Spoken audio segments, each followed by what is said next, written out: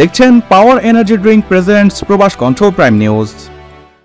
কুয়ালালামপুরের জালানপুর এলাকায় পরিচালিত এক অভিযানে যৌন ব্যবসার সঙ্গে জড়িত থাকার অভিযোগে বেশ কয়েকজন বিদেশি ও স্থানীয় নাগরিককে আটক করা হয়েছে। এদের মধ্যে এক স্থানীয় ব্যক্তি রয়েছেন যিনি একাধিকবার ওই স্থানে গিয়ে যৌনকর্মীদের সঙ্গে সময় কাটিয়েছেন। স্থানীয় ব্যক্তি একটি পেট্রোল পাম্পে কাজ করেন এবং তিনি জানান তার কর্মস্থল ওই এলাকার কাছাকাছি হওয়ায় তিনি বারবার সেখানে আসতেন।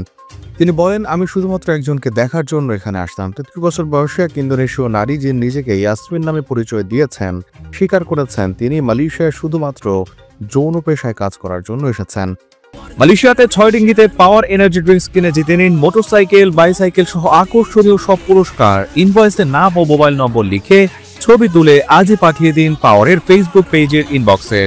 তিনি জানান, গত বছরের সেপ্টেম্বর মাসে সামাজিক ভ্রমণ ভিসা নিয়ে তিনি মালয়েশিয়ায় প্রবেশ করেন, তবে অবৈধভাবে বাটান থেকে একটি নৌকায় চেপে এখানে আসেন। তিনি বলেন, আমার কিছু ইন্দোনেশীয় বন্ধুর মাধ্যমে আমি জানতে পারি এই কাজের সম্পর্কে। প্রতিটি কাজের ক্ষেত্রে 60 রিঙ্গিত নেওয়া হয়, যার অর্ধেকই দালালের কাছে চলে যায়। আমি প্রতিদিন প্রায় 10টি কাজ করি। অভিযানে 17 জন আটক হয়েছেন বলে জানিয়েছে ইমিগ্রেশন বিভাগ। অভিযানের অংশ হিসেবে জালান তুন রাজাক এলাকায় আরেকটি আস্তানায় অভিযান চালিয়ে 17 জন বিদেশি নাগরিককে আটক করা হয়। কুয়ালালামপুর ইমিগ্রেশন বিভাগের পরিচালক ওয়ান মোহাম্মদ সাউপি ওয়ান ইউসুফ জানান, আটককৃতদের মধ্যে 14 জন নারী এবং 3 জন স্থানীয় পুরুষ রয়েছেন, যাদের বয়স 30 থেকে 65 বছরের মধ্যে।